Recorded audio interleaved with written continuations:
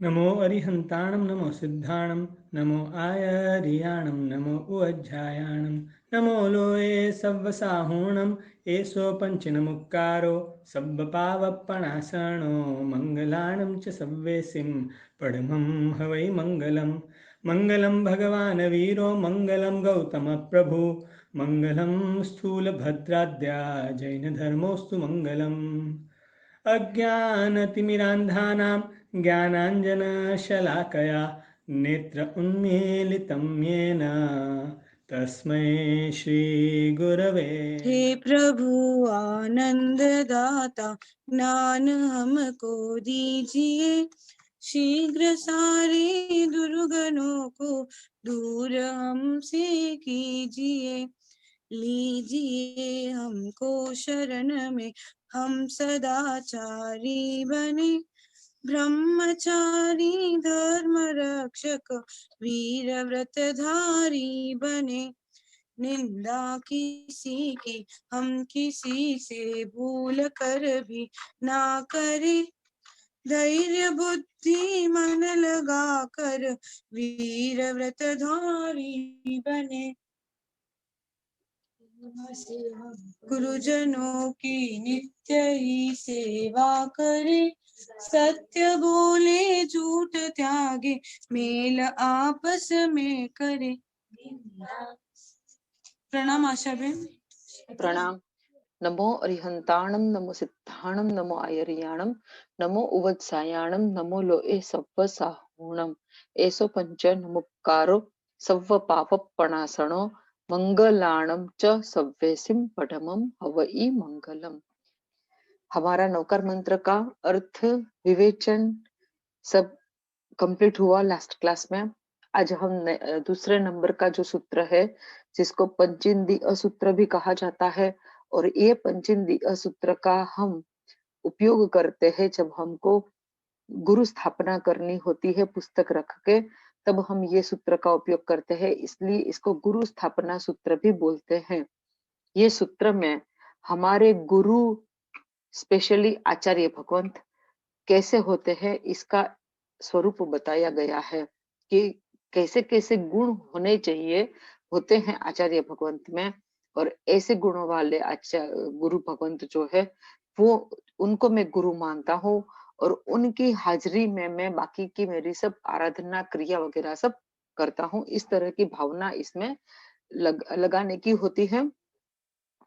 हमने जैसे साधु के 27 गुण भी किए और आचार्य भगवंत के 36 गुण भी किए, वही जो हम आचार्य भगवंत के 36 गुण जब पद आया तभी हम लोगों ने ये लिया था कि पंचेंद्रिय सूत्र जब करेंगे तब उसमें पूरा डिटेल से आएगा, इसलिए उसका एक स्वाभाविक उल्लेख करके आगे बढ़े थे उवत्सायाणम पद में।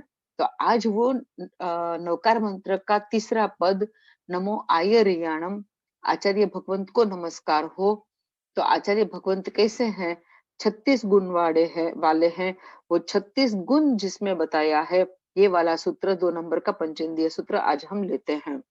पहले हम बोलते हैं, जिसको भी आता है वो अच्छे से अपना शुद्धिकरण कर लो, अगर कहीं कोई गलत प्रोनाउंसिएशन होता हो तो, और जिसको नहीं आता है वो आज का सुन के अपने आप बोल के फिर आप लर्न इसको कर लीजिएगा। पंचिंदी संवरणो तह नवविह बंभचेर गुत्तिधरो चउविह कसाय मुक्को इय 18 गुणेहिम संजुत्तो पंच महव्वय जुत्तो पंच विहायार पालण समत्थो पंच समिओ तिगुत्तो 36 गुणो गुरु मत्स।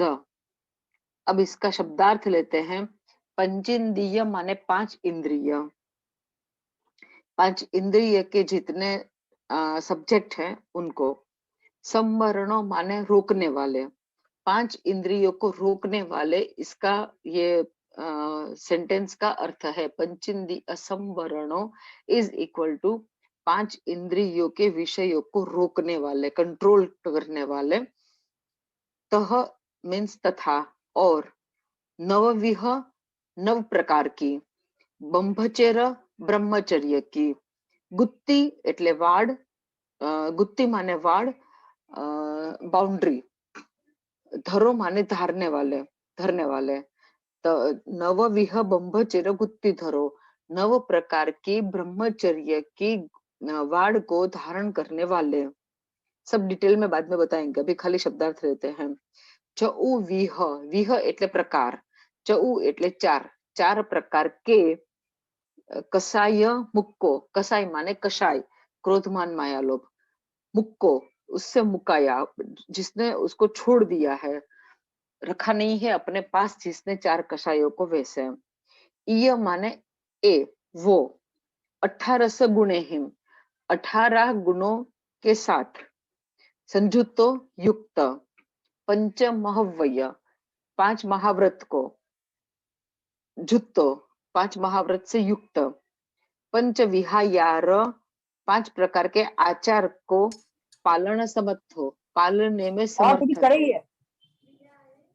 पंचसमी ओ 5 प्रकार की समिति, तिगुत्तो 3 प्रकार की गुप्ती, 36 गुणों, इस तरह से 36 गुण हुए।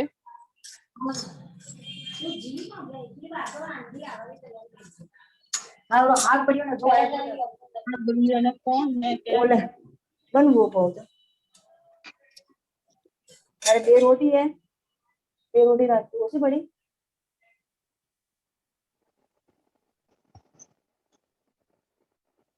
36 गुणों, 36 गुणों से युक्त, गुरु माने गुरु, मज्ज माने मेरे, इस प्रकार के 36 गुण वाले मेरे गुरु हैं। कौन कौन से 36 गुण हुए? सबसे पहले से स्टार्ट करते हैं। पंचेंद्रिय को पालने में, पंचेंद्रिय के विषयों को कंट्रोल करने में जो समर्थ है, तो माने वो हुए 5।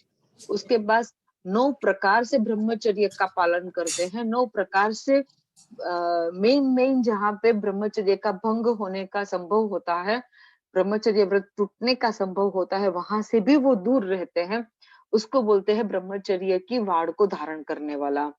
तो वो भी 9 हुए, 5 और 9 कितना हुए आप लोग गिनिएगा।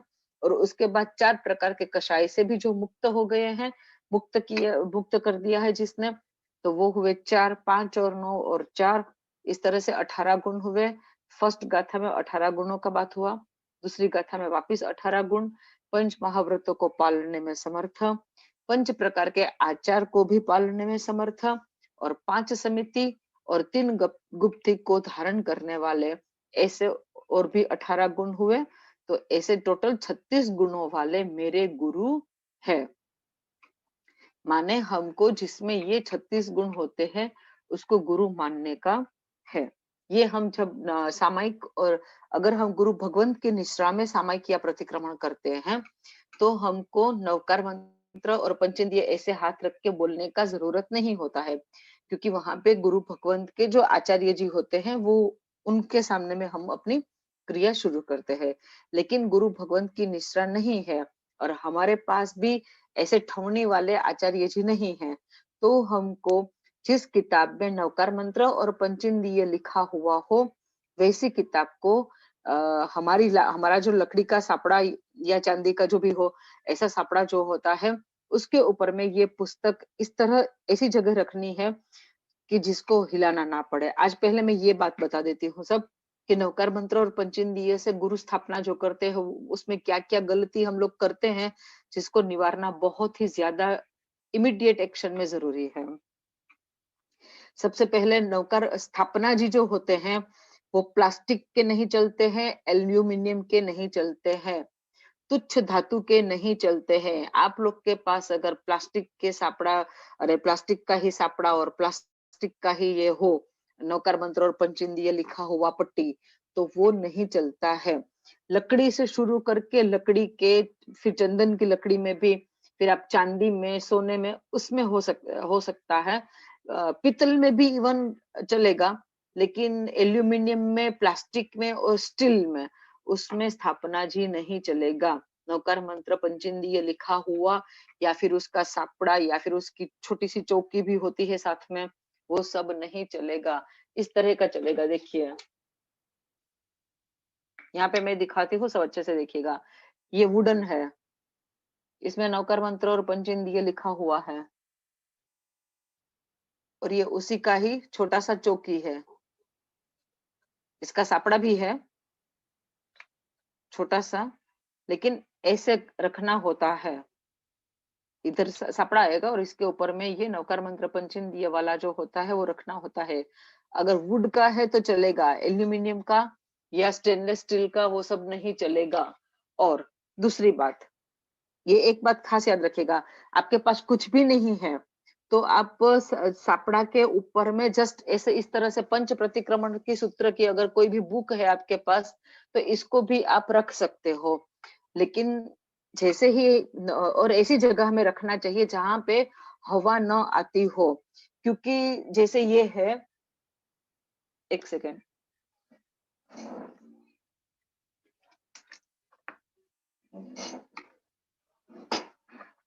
जैसे ये पंचांग है, ठीक है। अब देखिए ये पंचांग को जिस तरह से यूज किया गया है अब तक, तो ये ऐसे रहता है। ये उसका ऊपर का जो पन्ना है ना, ये इसमें बैठा हुआ नहीं है, इस तरह से बैठा हुआ नहीं है, ऐसे है।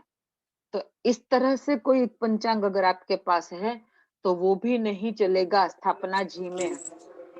खास ध्यान दीजिए, कोई भी किताब हो आपके पास, वो इस तरह से जिसमें नौकार मंत्र और पंचेंद्रिय लिखा हुआ हो, वो इस तरह से बैठी हुई होनी चाहिए।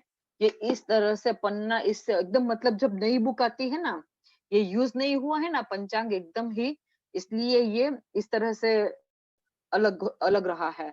ये जब ऐसे हो जाएगा यूज करते करते, तभी हम इसको पंचांग को स्थापना जी की तरह यूज कर सकते हैं। इस ऐसा वाला नहीं यूज कर सकते हैं। समझ में आया? ओके। और एक बात कि एक बार हम नौकर मंत्र और पंचेंद्रिय बोल के स्थापना जी की स्थापना करते हैं, उसके बाद उसको हिलाना ही नहीं होता है। एक जगह से दूसरी जगह उसको उठा के नहीं रखना होता है। जब तक आप पूरा अपनी क्रिया करके सामयिक पारो, प्रतिक्रमण करते हो तो प्रतिक्रमण की सामयिक कंप्लीट करो, और फिर इस तरह से हाथ रख के पूरा नौकर मंत्र बोलो, उसके बाद ही उसको हिला सकते हैं। अगर हमने बीच में गलती से भी हिला दिया तो एक अट्ठम करने का प्रायश्चित आता है। कब हिलाने का जरूरत पड़ता है ये मैं इस फॉर एग्जाम्पल बता दूं कि कभी कभी हम घर में कोई भी जगह में बैठ गए सामायिक करने के लिए, समझिए, और ऐसी जगह में स्थापना जी रखा कि चलने फिरने में बाकी के घर में लोग जो है उनको चलने फिरने में प्रॉब्लम हो रही है। तो हमने क्या किया, बिना स्थापना जी का इस तरह से उत्थापन किए। ये स्थापना विधि है, ये उत्थापन विधि है।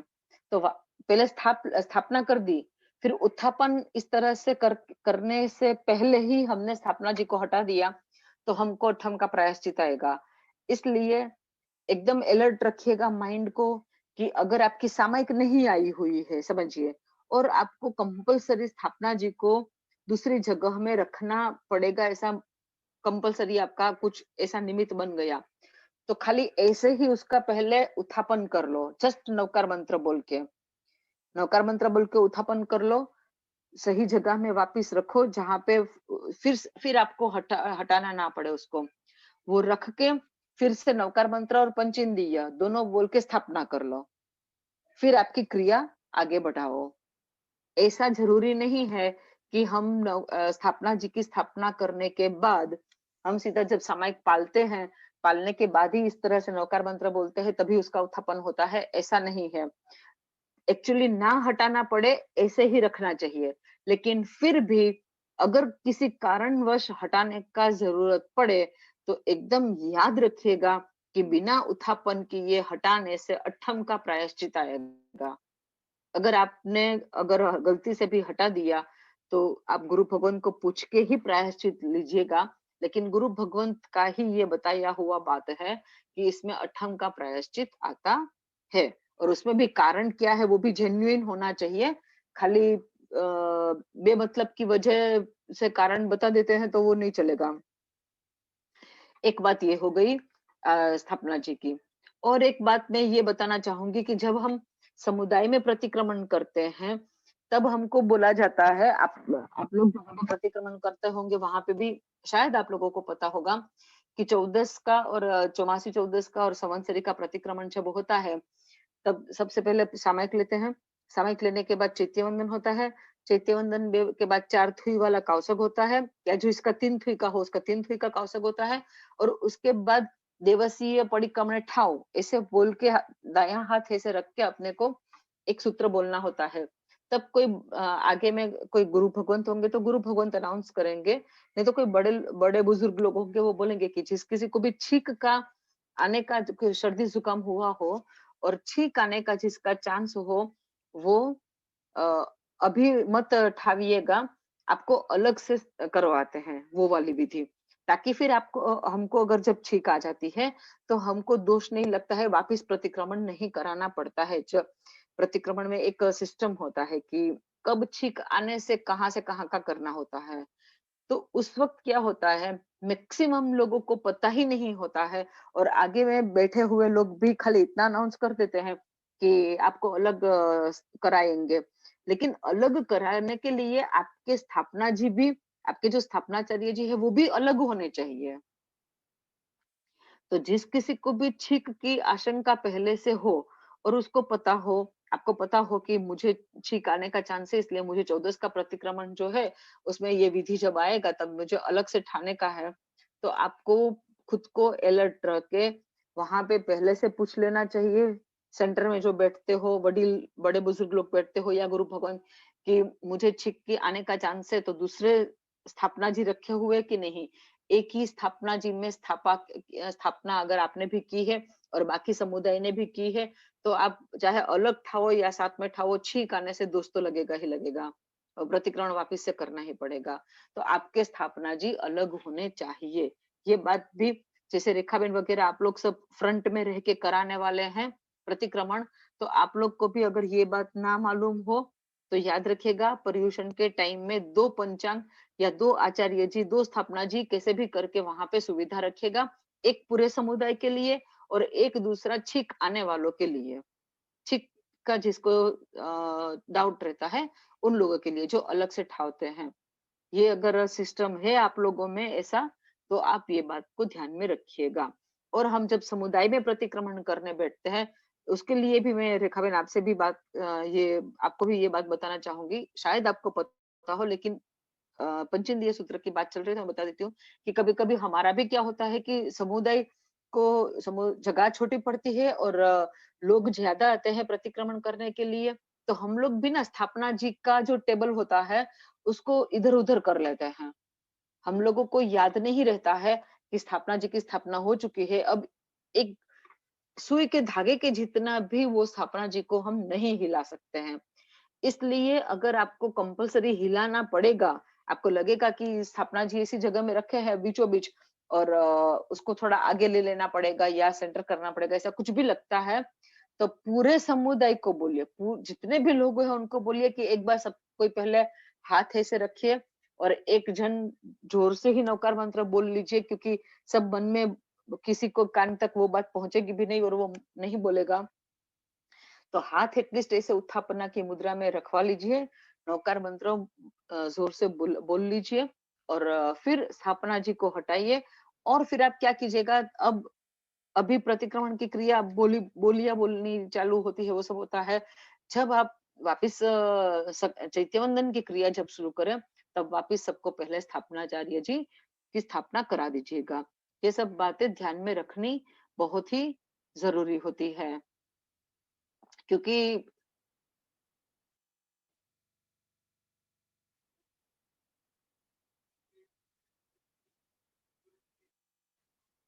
ओके, साहेब जी जब होते हैं तब 2 आचार्य जी होते हैं, लेकिन 2 आचार्य जी में भी एक साहेब जी का, एक हम लोग का, लेकिन छीक वालों का तीसरा वो लगेगा। या फिर साहेब जी को पूछना बेटर रहेगा। आप जिसकी निश्रा में प्रतिक्रमण कर रहे हो उनको पूछना बेटर रहेगा कि साहेब जी जो छीक खाने वाले अलग से प्रतिक्रमण को उठाएंगे, तो उसके लिए आचार्य जी या स्थापना जी क्या अलग से रखने का है वो गुरु भगवान बताएंगे। गुरु भगवान की निश्रा में सब कुछ, जैसे जो गुरु भगवान जिस गच्छ के हो, जिस समुदाय के हो, उनकी जो परंपरा हो उसके हिसाब से वो कराते हैं तो वो कर लेना बेटर रहेगा। बाकी हम लोगों को उतना पता है कि एक पंचांग अलग से रखते हैं और बोल देते हैं कि जिनको छिक आने का चांस होता है वो ये पंचांग को धारिएगा मन में कि इसकी स्थापना आपने की है। ठीक है, ये इतनी बातें बताना था। ओके, अब हम लेते हैं एक एक का डिटेल में अर्थ। पंचेंद्रिय संवरणो, संवरणो माने संवर करनार, रोकनार, रोक देते हैं। जो किसको रोक देते हैं? पंचेंद्रिय के विषय को। हमारी जो 5 सेंस है उसके सब्जेक्ट्स आप लोग को सबको पता ही होगा। सब अभी आप लोग सब पढ़ने वाले हैं, नॉर्मल स्कूल का जो पढ़ते हैं तो सबको पता ही होगा। फिर भी जैन शास्त्र के हिसाब से यहाँ पे ये बताना जरूरी है। 5 सेंस माने सबसे पहला ये स्किन ले लो, यहाँ से ये बहुत इजी रहता है याद रखने का। स्किन, फिर टेस्ट, फिर स्मेल, आईसाइट और सुनना। अब ये एक एक के अलग अलग है। स्पर्शेंद्रिय के 8 विषय है। टेस्ट के 5 प्रकार के टेस्ट होते हैं। 2 प्रकार का ये होता है सूंघना, सुगंध और दुर्गंध। आंख के 5 सब्जेक्ट है, 5 colours, white, red, yellow, green, black. और कान के 3 प्रकार के सब्जेक्ट है। हम 3 प्रकार की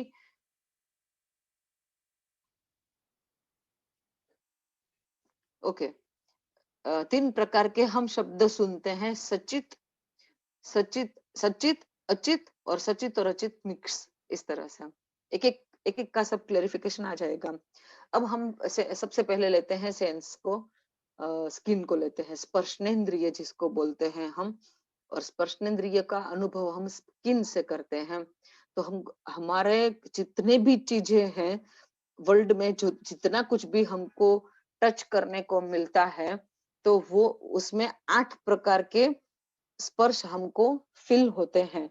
कौन कौन से? वैसे 4 प्रकार के, लेकिन 4 के फिर ऑपोजिट 4, इस तरह से 8 है। आप इसको ध्यान से इसके ऊपर में ना बाद में आप लोग चिंतन कीजिएगा। कोई भी वस्तु को आप सोचिएगा, आपको उस ये 8 में से कोई ना कोई एक स्पर्श आपको उसमें समझ में आ जाएगा। सबसे पहला है गर्म और ठंडा। कोई चीज गर्म गर्म हो सकती है या ठंडी हो सकती है। दूसरा है हल्की हो सकती है, भारी हो सकती है वेट में।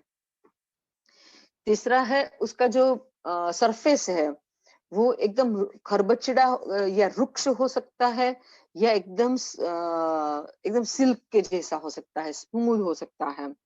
और है चिकना वाला। और उसका ऑपोजिट होता है एकदम से रुक्ष, बिल्कुल चिकास नहीं हो। तो इस तरह से 8 सब्जेक्ट हो गए। 8 के मैं एग्जांपल देती हूँ। जैसे सबसे पहला है ऑपोजिट वाला, गर्म और ठंडा। बर्फ और गर्म पानी, चाय, कॉफी, इवन अग्नि, उसको भी आप ले सकते हो। गर्म हो गया होगा बल्ब, वो भी ले सकते हो। तो बर्फ का जैसे ठंडा स्पर्श है, उसको ये वाला कर्म का उदय है इसलिए बर्फ ठंडा है। अग्नि, उसको गर्म वाला कर्म का उदय है इसलिए अग्नि गर्म है।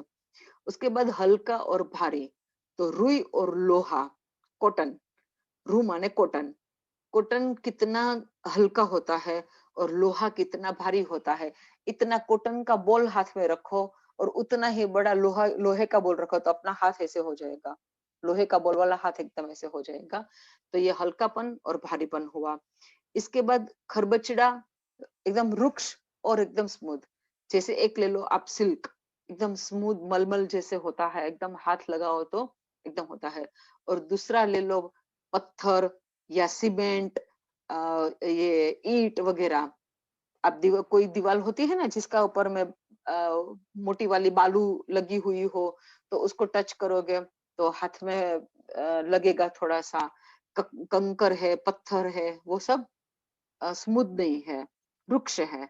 और उसके बाद फोर्थ वाला पैर है चिकना और इसको भी यहाँ पे वृक्ष बोलते हैं, वहां पे खरबचड़ा बोलते हैं लिसा के साथ। चिकना माने क्या होता है? जैसे घी, घी, तेल, क्रीम, वो सब कैसा होता है? हाथ में एक चिकनापन रहता है। और बाकी बाकी की चीज में आप सैंड ले सकते हो, सुगर ले सकते हो, नमक ले सकते हो, आटा है, बहुत सारी चीजें होती हैं। कोई भी चीज में एक स्पर्श तो होगा ही होगा, एक चीज तो होगा ही होगा। ये 8 स्पर्श का विषय है। अब अपने यहाँ पे देखते हैं, ये स्पर्श के विषय तो 8 हो गए। अब इसको क्यों ऐसा कहा गया कि इसको रोकने में जो समर्थ होते हैं वो हमारे गुरु हैं। कैसे रोकते हैं गुरु भगवंत? जो गुरु भगवंत होते हैं, जो सही मायने में परमात्मा की आज्ञा के अनुसार अपने मन को, अपने शरीर को कंट्रोल में करते हैं, उनको ये चीजों से, ये 8 प्रकार के स्पर्श से कोई लेना देना नहीं होता है। गुरु भगवान गर्मी भी सहन करते हैं, ठंडी भी सहन करते हैं। कोई उनके ऊपर में गरम तेल के छींटे भी उड़ा दे तो भी वो गुस्सा नहीं करते हैं, और कोई बर्फ का पानी एकदम उनके ऊपर में डाल दे तो भी वो, हाँ, कच्चे पानी के जीवों की हिंसा से शायद वो चिल्ला उठे, लेकिन जो किसी को ज्ञात ना हो, जो जानते ना हो कि गुरु भगवान को, जैसे आप समझिए कि आपको कोई गुरु भगवान थे और उनको कुछ लग गया, और आपको पता भी नहीं है कि गुरु भगवंतों को बर्फ नहीं लगानी चाहिए, और आप अपने घर से बर्फ लेके फटफट लगाने लगे, और जैसे ही गुरु भगवान को ठंडी चीज का स्पर्श हुआ, तुरंत पूछेंगे क्या है ये, आप बोलोगे बर्फ है, तो तुरंत आपको डांटेंगे कि आपको पता होना चाहिए, हमको, हम लोगों को बर्फ नहीं छूना होता है। जो भी हो, प्रेम से भी कहते हैं, कभी गुस्सा भी कर लेते हैं। तो यहाँ पे गुरु भगवंतों को ठंडी ठंडे या गर्म स्पर्श से कुछ फर्क नहीं पड़ता है, हल्का या भारीपन से भी फर्क नहीं पड़ता है। उनको जमीन पे सीधा सोने का आता है। गुरु भगवंतों को होता है 6 इंच 8 इंची का इतना चौड़ा बना हुआ रुई का गद्दा हो, इसके ऊपर में सोते हैं कभी भी गुरु भगवंत? नहीं सोते हैं। पाट पे सोते हैं डायरेक्टली, या तो जब जमीन पे संथारा करना होता है तब जमीन पे संथारा करते हैं। तो जमीन भी हार्ड होती है और पाट भी हार्ड होती है। लकड़ी सरफेस तो हार्ड ही हो गया, इसका ऊपर में खाली ब्लैंकेट बिछाने के सोने का है। एक दिन अपने सो के देखते हैं कि डायरेक्टली लकड़ी के ऊपर में हम सोते हैं, हमारा पलंग से गद्दा हटा देते हैं, खाली एक ब्लैंकेट बिछा देते हैं और उसके बाद सोते हैं, तो हमको पता चलेगा कि वो हार्ड सरफेस हमको कितना तकलीफ देती है।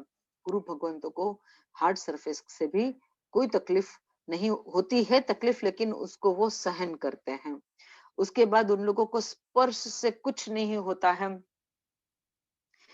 अपने अपने को कोई मुलायम चीज हाथ में आ जाएगी ना, तो अपना ना हाथ इसका ऊपर फिराने का चालू ही रहेगा। जैसे कोई मलमल का वस्त्र है या रजाई है या कोई ऐसा ड्रेस है या साड़ी है, या ऐसा कुछ भी है ना, तो हाथ में लेने का मन करेगा, शरीर पे पहना तो अच्छा लगेगा। मिठाई दुकड़म।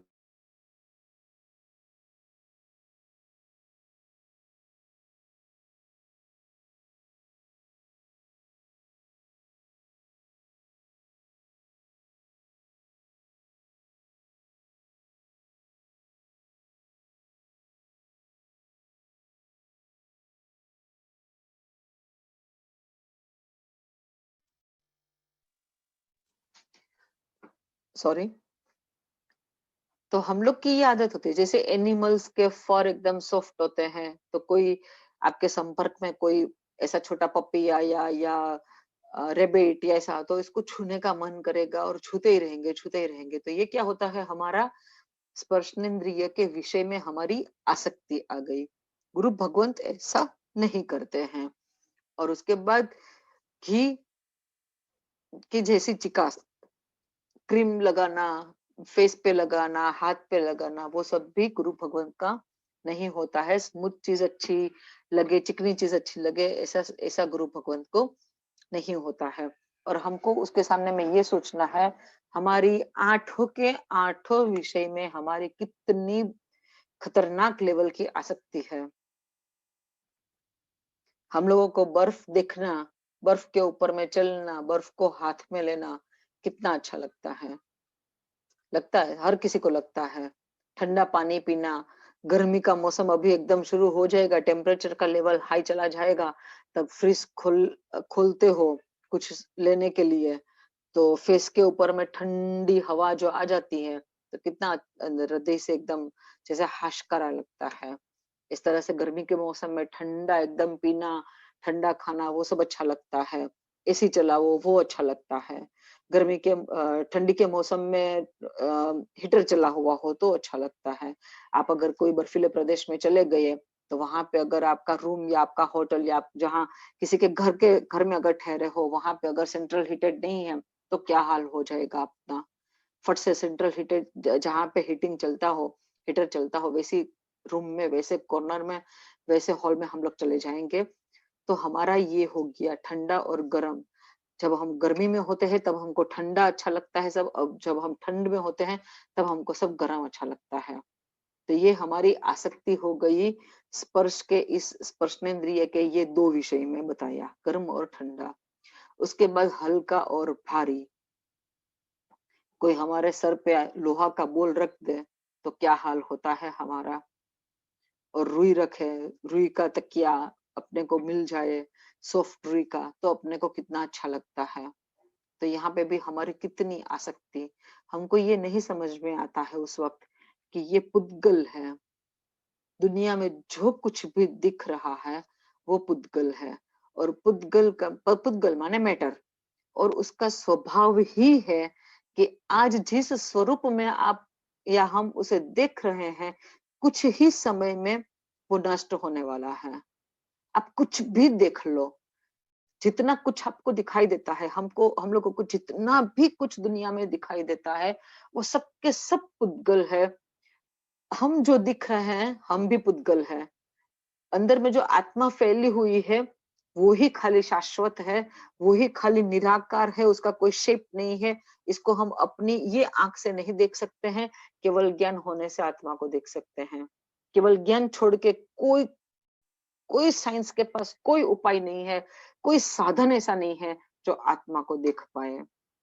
और हम हमारा जो ये दिख रहा है, आप जो देखते हो, ये घर जो दिखता है, बड़े बड़े पैलेस भी आप देख लो, आपको बहुत सुंदर दिखती है नदी, झरना, समंदर, पहाड़, हरियाली, जो कुछ भी अच्छा दिख रहा है। आपकी कोई मनपसंद व्यक्ति, वो आपको अगर अच्छी लगती है, आपको कोई एनिमल अच्छे लगते हैं दिखने में, घर पे रखने में, पेट रखते हो तो जो कुछ भी अच्छा लगता है आपको, जो कुछ भी दिखता है और जो अच्छा लगता है वो भी नष्ट होने वाला है। और आज जो अच्छा लगता है उसका थोड़े ही समय में वो इतनी गंदी वस्तु बन जाएगा कि फिर उसको हम देखना भी पसंद नहीं करेंगे। और आज जिस गंदी वस्तु को देख के हम अगर जुगुप्सा कर रहे हैं, हम अगर घृणा कर रहे हैं, हमको तिरस्कार होता है, हमको अगर नफरत होती है, वो ही चीज हम बहुत ही खुशी-खुशी उसको अपना लेंगे। ये एक हकीकत है। ये परमात्मा का ही बताया हुआ सत्य है। और इसका मैं एक एग्जांपल देती हूँ। दुनिया भर का हरा, मतलब ग्रीन, सड़ा हुआ कचरा इकट्ठा करके ले जाते हैं फैक्ट्री वाले। मतलब इतनी गंध आती है ना कि उसको ले जाने के लिए भी 3 लेयर्स में प्लास्टिक का बड़ा-बड़ा पैकेट बनता है, मोटा एकदम। और उसमें ग्रीन कचरा सब इकट्ठा होता है। इकट्ठा, जिसको हम देखना भी पसंद ना करें, छूना भी पसंद ना करें, उल्टा वो ट्रक भी अगर जा रही हो तो हमको तकलीफ होती है, सांस लेने में भी प्रॉब्लम होती है, सांस में खाली दुर्गंध चली जाती है। लेकिन जब वो फैक्ट्री में पहुंच जाता है, उसका ऊपर में प्रोसेस होती है और मशीन से जब वो चीज बाहर निकलती है, ये है ये किताब, पुस्तक, पेपर, कोई सॉफ्ट, कोई लाइन वाला, कोई डिजाइन वाला, कोई कलर वाला, और उसका ऊपर में ज्ञान छपता है। तो स्वरूप बदल गया पूरा। वो भी पुद्गल था और ये भी पुद्गल है। एकदम से नष्ट होने वाली चीज में से कागज बनता है।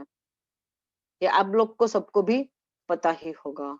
और इसी तरह से कुछ भी खाने की वस्तु ले लो और उसका अभी, जैसे अगर आपके घर में कोई फ्रेश मिठाई आई है या फ्रेश फल आया है, एक दिन आज आपको अच्छा लग रहा है, आप खाने के लिए मन करेंगे, लेकिन 2-3 दिन में उसका क्या हाल होगा, पूरा ही खराब हो जाएगा, सड़ जाएगा और फिर आपको छूने का भी मन नहीं करेगा। पैकेट में अगर रह गया, कभी एक दो दिन और आगे निकल गया और आपको याद भी नहीं रहा कि ये चीज यूज करने का था लेकिन नहीं कर पाए, तो वो हम फेंकने के ही काम में आएगा और कुछ काम में नहीं आएगा, छूना भी नहीं पसंद करेंगे। तो ये पुद्गल का यही स्वभाव है, जो अच्छा है उसको खराब कर देता है, जो खराब है उसको अच्छा कर देता है। पुद्गल का स्वभाव है गलना सड़ना, गल जाता है सड़ जाता है, इसी को ही पुद्गल कहते हैं। तो जितना कुछ भी दिखता है वो सब पुद्गल है, इसलिए अपने को ये इतने में से कोई भी जो स्पर्श जिस चीज का अपने को फील होता है और हमारी उसमें अगर आसक्ति हो जाती है, तो पक्का हमको समझना चाहिए जिसमें आसक्त हुए, स्पर्शनेंद्रिय में हम अगर आसक्त हो गए, तो हमको नेक्स्ट जन्म में खाली स्पर्शनेंद्रिय मिलेगी, बाकी की नहीं मिलेगी सेंस। रसनेंद्रिय में आसक्त हो गई तो रसनेंद्रिय नहीं मिलेगी, लेकिन स्पर्शनेंद्रिय क्या है, सब में हर जीव को स्पर्शनेंद्रिय तो मिनिमम होती है। एकेंद्रिय जीव इससे कम तो होते ही नहीं है। बिना शरीर का कोई जीव नहीं होता है, खाली मोक्ष में गए हुए आत्मा होते हैं बिना शरीर के। और स्पर्शनेंद्रिय माने हमारा अपना शरीर, ठीक है। तो ये स्पर्शनेंद्रिय के विषय में अगर हम आसक्त हो जाएंगे, तो हमारी गति क्या हो जाएगी ये भी हमको सोचना जरूरी हो जाता है। अगर हमको हमारी दुर्गति से बचना है, हमको सदगति बनानी है, तो इंद्रियों के विषय में हमको नहीं डूबना है। इसलिए अलर्ट हो जाइए कि अगर कुछ स्मूथ अच्छा लगने लगा, एनिमल किसी के ऊपर में, हाँ प्यार से हाथ फेरा वो अलग बात है। इसका ऊपर में उसको एक वात्सल्य दो और उससे हाथ फेरो अलग बात है। लेकिन उसकी स्किन कितनी अच्छी है, उसका फर कितना अच्छा है, फिर आप लोग फ्रेंड्स हो और किसी के बाल एकदम जैसे सिल्की है तो उसके बाल को छूते ही रहोगे, इस तरह का भी होता है। किसी की स्किन भी ऐसी होती है तो हाथ मिलाओ या हाथ पकड़ो तो अच्छा लगता है। तो इसके ऊपर हाथ के ऊपर में भी जैसे छोटे बच्चे हैं, उसका स्किन एकदम सॉफ्ट होता है, तो बच्चे को एकदम वो भावना से अगर स्पर्शनेंद्रिय को पोषने की भावना से अगर करते हैं, तो ये टोटली अपने को ले डुबोता है, दुर्गति में डाल देता है। स्पर्शनेंद्रिय के ये 8 सब्जेक्ट आपको ख्याल में आ गया होगा और इसके बारे में जरूर सोचिएगा, चिंतन कीजिएगा और कैसे उसमें से बचे। खाली सिल्क के ही कपड़े अच्छे लगे, झरी झरके वाले आ गए, टिकट फिकी वाले आ गए, और अगर स्किन को खुजता है तो अच्छा नहीं लगता है। ये मेरा भी सबसे बड़ा प्रॉब्लम है। ये मेरा आज तक मैं इसमें से बाहर नहीं आ पाई हूँ। काफी कोशिश की जब से गुरु भगवंतों ने सर ने समझाया तब से। ऐसा नहीं होता है कि मैं अपनी खुद की बात करती हूँ, ऐसा नहीं होता है कि खाली यही अच्छा लगता है, लेकिन जो चुभता है कपड़ा, वो हमसे नहीं बर्दाश्त हो रहा है। कितनी भी कोशिश कर ली मैंने, बहुत कोशिश कर ली, लेकिन वो ऐसा कोई साड़ी या ऐसा कोई ड्रेस अगर मेरा आ गया, गलती से आ गया या किसी ने गिफ्ट दिया, तो जब एकदम कोई ऑप्शन मेरे पास ना बचा हो तभी वो मेरा पहनने में यूज में मैं लेती हूँ, या फिर विंटर में। समर में तो पॉसिबल भी नहीं होता है। तो ये मेरी वीकनेस है, ये मेरा 100% ये मेरे को पाप बंधा रहा है, लेकिन इसमें से छूटने के लिए काफी प्रयत्न करते हैं। तो बस यहाँ पे अपने को प्रयत्न शुरू करना है। आज प्रयत्न करेंगे तो हम धीरे धीरे धीरे धीरे उससे उसको छोड़ पाएंगे। लेकिन समझेंगे ही नहीं कि क्या हम गलत कर रहे हैं, और और फिर पता ही नहीं है कि क्या गलत कर रहे हैं, तो छोड़ेंगे क्या। लेकिन जब पता चलता है कि ये जो हम कर रहे हैं ये गलत कर रहे हैं, तो छोड़ने का फिर प्रयत्न शुरू करना चाहिए। कभी भूल भी जाएंगे, रूटीन लाइफ में आ गया होगा काफी चीजें, कभी भूल भी जाएंगे, लेकिन वापस याद करेंगे उस चीज को और वापस अ, उसको छोड़ने में अपने को, हाँ यही बात है ना। समर में समर में कोई स्वेटर पहनता है? समर में कोई गरम शॉल पहनता है? हम लोग कोई पहनते हैं? नहीं पहनते हैं। गुरु भगवान को देखिए, कड़ी धूप में भी निकलते हैं गोचरी ओढ़ने के लिए समर में। शोल्डर पे कामली होती है ना। अब जैसे हम 4th फ्लोर में रहते हैं, मेरे घर के 4 माले चढ़ के आते हैं, तो किस तरह से कितनी गर्मी होगी 4 तल्ला चढ़ने में, 4 फ्लोर चढ़ने में, फिर ऊपर में 9 फ्लोर तक है जैन के घर। होते हैं। स्किन पे तकलीफ, मेरा यही प्रॉब्लम है, मैं यही बोल रही हूँ। मेरे को तो यही तो हमारी खामियां है कि हमारी सहन शक्ति हमने इतनी कम करके रखी है ना। जब ये होता है ना, उस वक्त हम लोगों को जैसे कुमाल मुनि को याद करना चाहिए, खंदक ऋषि को याद करना चाहिए, जिसकी खुद की छाल, शरीर की खाल उतरी थी, और वो स्कंदक ऋषि को भी याद करना चाहिए, जिसके 499 शिष्यों को खाने में पिला दिया था, खाने में डाल दिया था, और मतलब खून के जैसे फव्वारे उड़े थे। तो हम कुछ हमारी सहन शक्ति को कुछ बढ़ा पाएंगे, थोड़ा थोड़ा करके बढ़ा पाएंगे। एटलीस्ट हमको ऐसे जो हमारे कपड़े हो उसको 10-15 मिनट के लिए तो पहनना चाहिए, जब तक कंफर्टेबल हो, जब तक पहन सके उतना तो पहनना चाहिए। अगर वो हमारे पास आ गया है तो सामने से खरीद ना करो वो अलग बात है। एक महाराज साहब थे, उनका मैंने ओघा देखा तो जैसे हम लोग के चरमला में मोटी मोटी दशी जो होती है ना, वैसी दशी वाला ओघा था।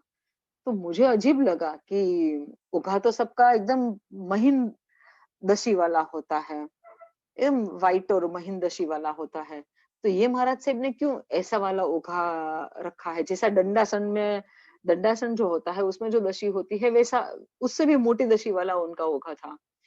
और ओघा तो पूरा दिन शरीर से लगा हुआ रहता है, यहाँ पे रखना ही होता है। और जब भी प्रतिक्रमण देववंदन वगैरह करते हैं, तब पड़ी लेहन, बॉडी का पड़ी लेहन जब करते हैं संडासा पूर्वक का, तब भी ओघा टच करता है शरीर को। तो वो कैसे सहन, हमको देख के कुछ हो रहा था। और फिर मैंने किसी महाराज साहब को पूछा कि महाराज साहब, ये महाराज साहब ऐसा ओघा क्यों यूज करते हैं? तो कि वो अपनी सहन शक्ति बढ़ा रहे हैं। तब मेरा माथा एकदम झुक गया कि हम लोग जिस चीज को देख के भी घबराते हैं, उसको वो 24 घंटे अपने साथ रख के रह रहे हैं। और कड़ी गर्मी, कड़ी धूप, एकदम जबरदस्त धूप में। तो ये तो करना ही पड़ेगा। और थोड़ा थोड़ा ये जन्म में सहन शक्ति बढ़ाएंगे तो अगले जन्म में थोड़ा आगे बढ़ेगा अपना काम, कुछ आत्मा का विकास होगा। थोड़ी ठंड सहन करो, थोड़ी गर्मी सहन करो।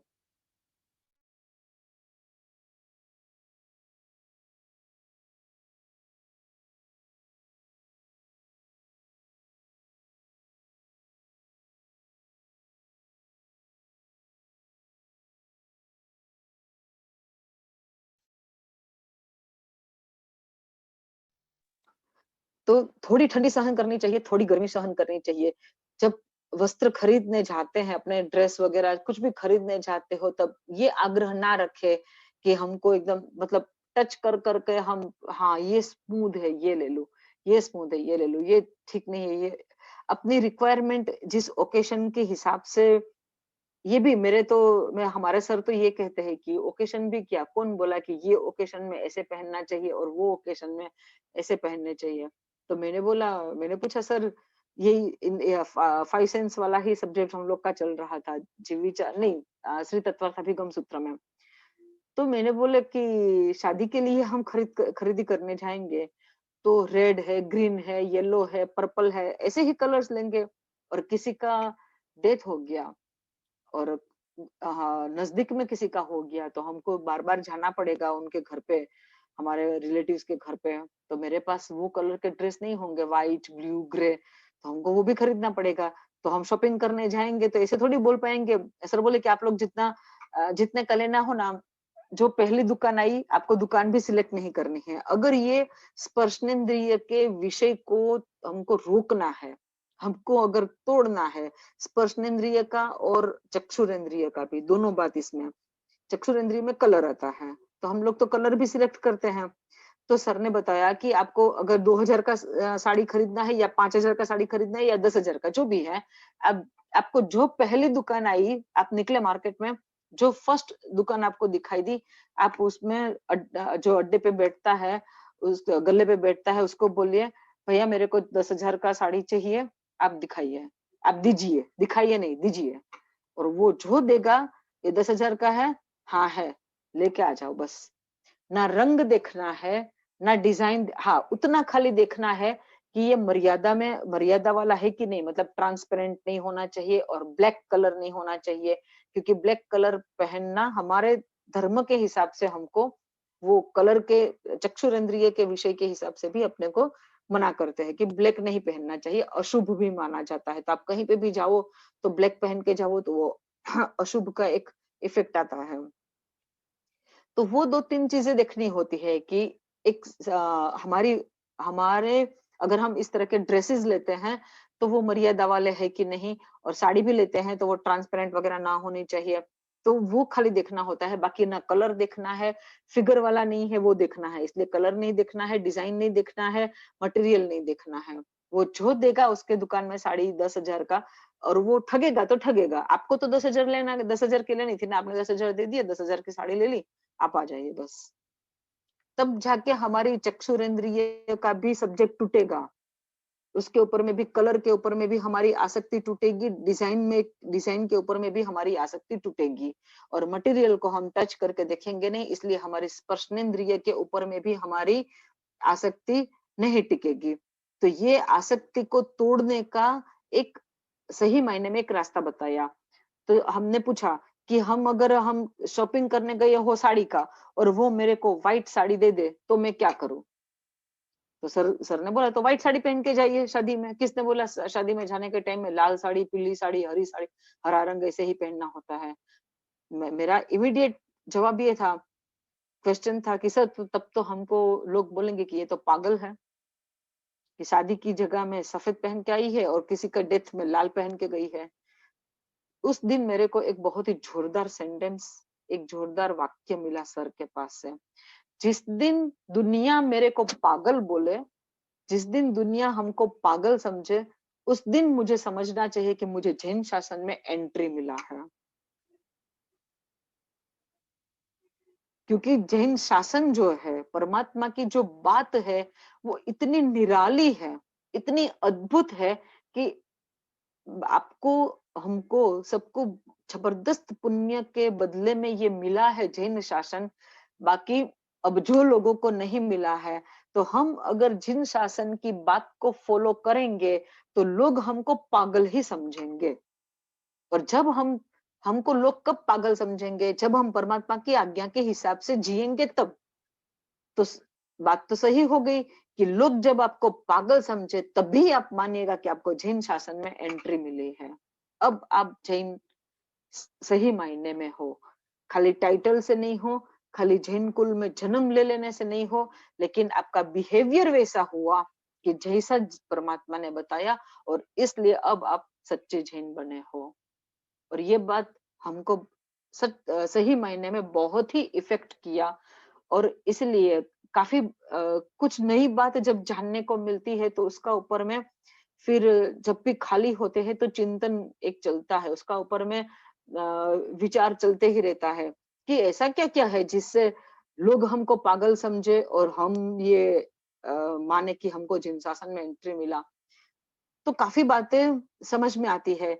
जैसे आप अगर कोई भी बिजनेस करते हो, आप कोई भी जॉब करते हो, आप कोई भी स्कूल में पढ़ते हो, रात को क्लासेस करते हो, लेकिन आप जब आपका चौविहार का टाइम होगा, उसका पहले आप अपने घर से लाया हुआ खाना डिब्बा खोल के खाओगे, तब बाकी की पब्लिक बोलेगी ये तो पागल है, यहाँ पे भी डिब्बा खोल के खाने बैठ गया है।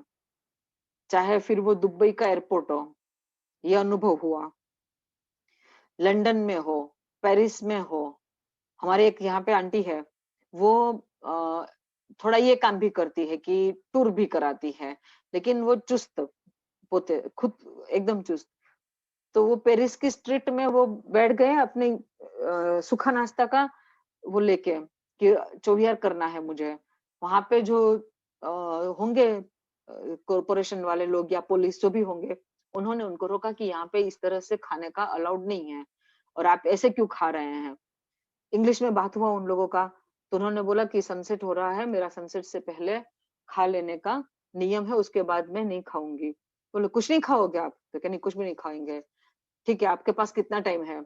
कुछ 10-15 मिनट खाली बाकी था। उन्होंने रेस्टोरेंट के बाहर में चेयर लगा के उनको चुवियर कराने के लिए सुविधा कराई। और वो उन्होंने उनको फील हुआ कि आज जैसे हम धन्य हो गए कि ऐसे लोग हमको आज देखने को मिले हैं। ऐसी बहुत सारी बातें मेरे दिमाग में उस वक्त आई जब हम लोग ये श्री तत्वार्थाभिगम नाम का ग्रंथ जब सर से पढ़ रहे थे। और ये बात जब सर ने मुझे बताई कि जब आपको लोग पागल समझे तब आप समझिए कि जिन सेशन में एंट्री मिला है। तो इस तरह से रात्रि भोजन का त्याग, फिर आप ठीक है यंगस्टर्स हो, फ्रेंड्स है, आप पब में भी गए, लेकिन आप वहां पे ना बियर को हाथ लगाओगे ना और किसी भी चीज को हाथ लगाओगे, तो भी आपको लोग बोलेंगे, आपके फ्रेंड्स बोले कि तू पागल है, यहाँ आके तू बियर को भी हाथ नहीं लगाएगा। हाँ, मैं पागल हूँ क्योंकि मैं जैन हूँ। हम बोल सकते हैं, हम फील कर सकते हैं। और ये जो उमा स्वाति जी पूर्वधर थे, उनका रचा हुआ श्री तत्वार्थाभिगम नाम का ग्रंथ है, जो चारों फिरका में एक समान तरीके से स्वीकारा गया है, माना गया है और अभ्यास भी होता है। वो वाले ग्रंथ में श्री तत्वार्थाभिगम वो सूत्र का, वो ग्रंथ का ही नाम है कि उसमें 45 आगम में जो जो भी तत्व है ना, वो ही उसमें दिया हुआ है। उसमें तत्व छोड़ के कोई बात नहीं है, उसमें उपदेश की कोई बात नहीं है कि एक स्लोगन, एक वाक्य, एक गाथा दी और उसका फिर विवेचन हुआ, ऐसा नहीं है। उसमें सीधी तत्व की बात, जीव के भेद कितने, नौ तत्व क्या है, कर्म ग्रंथ में क्या है, कब बंद होता है, कब सत्ता, कब उदय, कब उदीर्णा, वही सब तत्व की ही बातें उसमें है। और बहुत ही सुंदर ग्रंथ है, बहुत ही सुंदर। इसके लिए आपको जीव विचार, नवतत्व, दंडक, लघु संग्रहणी, फर्स्ट कर्म ग्रंथ, थोड़ा दूसरा कर्म ग्रंथ, उसका अभ्यास पहले किया हुआ हो तो बेटर रहेगा। नहीं किया हो तो संग संग भी अगर आपकी कैपेसिटी है तो आप संग संग भी वो ग्रंथ करते करते भी श्री तत्वार्थाभिगम ग्रंथ सीख सकते हो। बहुत ही बढ़िया ग्रंथ है। तो अपने को पागल बनना है, ठीक है ना, तभी जिन शासन में एंट्री मिलेगा। तो कोशिश कीजिएगा कि हमारे जो, फिर इसके बाद अपने से ही आप लोग समझ सकते हैं कि टेस्ट में भी अपने को कोई चाहे कुछ भी हो, पेट को भाड़ा देना है, जीना है इसलिए खाना है, खाने के लिए जीते नहीं है। ये बहुत ही कॉमन बात बहुत लोगों से सुनी होगी, बहुत मोटिवेशन गुरु ने भी आप लोगों को सुनाया होगा, लेकिन अमल में करना जरूरी है। आज एक काम अपने करते हैं, आज एक होमवर्क देते हैं आप सबको। कल आपको सामने से जो आप लोग लड़का लड़की लोग हो, उनके लिए ये बात कि कल सुबह से लेकर रात तक में आप लोग को एक बार भी नहीं बोलना है घर में कि आपकी पसंद की चीज बनाए खाने में, ठीक है। जो मम्मी को पसंद होगा, बनाने में कंफर्टेबल होंगे, वो बनाना। कल वैसे भी 14 है, इसलिए वैसे भी थोड़ा तो टेस्ट का आपका ये हो ही जाएगा। लेकिन अब कोई रिक्वायरमेंट कल मत बताइएगा कि आपको ये खाना है, कुछ भी मत बोलिएगा। जो भी बना होगा उसको चुपचाप खा लीजिएगा। ये एकदम सोचने में ना आए कि ये कहाँ क्या बना दिया आज, कैसे इसको गले से उतारो, ये मत सोचिएगा एकदम। और जो लेडीज लोग हो, वो भी अपनी पसंद का खाना कल मत बनाना। घर के बाकी लोग जो है ना, उनकी पसंद का खाना, मैक्सिमम हम लोग लेडीज लोग यही करते हैं कि खाना अपनी पसंद का बनता है, जो सुबह दोपहर शाम तीनों टाइम में।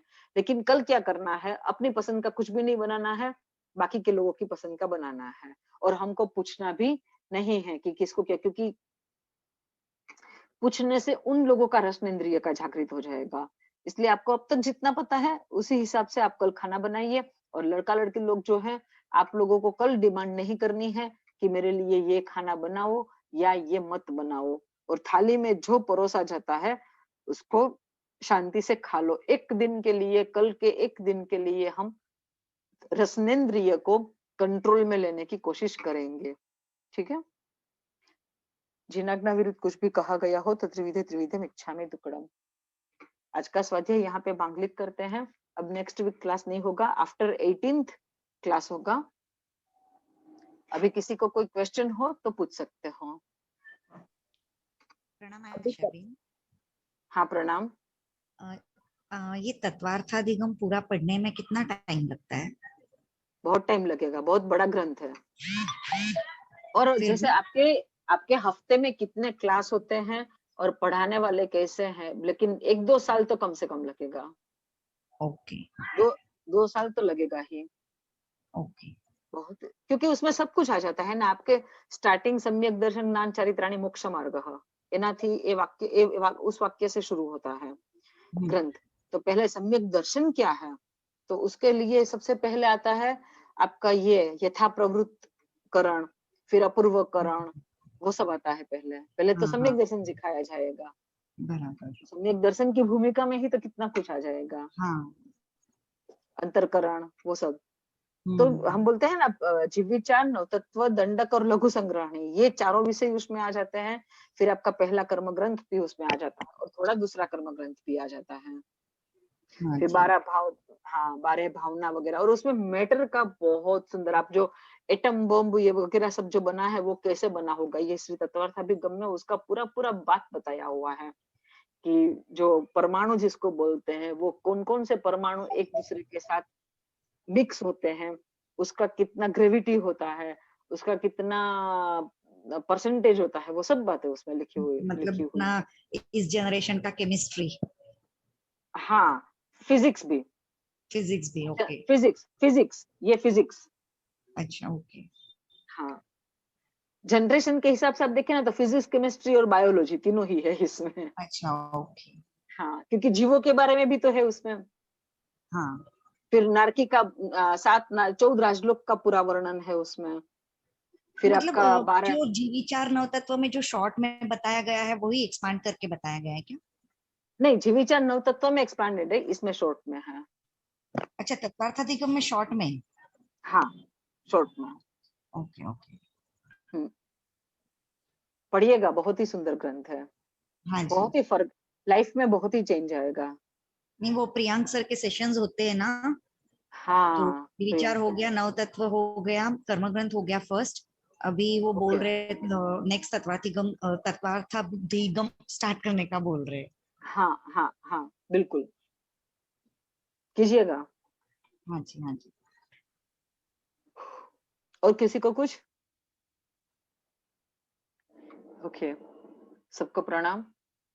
प्रणाम सर्वथा सहु सुखी थाओ, पाप ना कोई आचरो, राग द्वेष ति मुक्त थईने, मोक्ष सुख सहु जगवरो। सर्व मंगल मांगल्यम, सर्व कल्याण कारणम, प्रधानम सर्वधर्माणाम, जैनम जयति शासनम।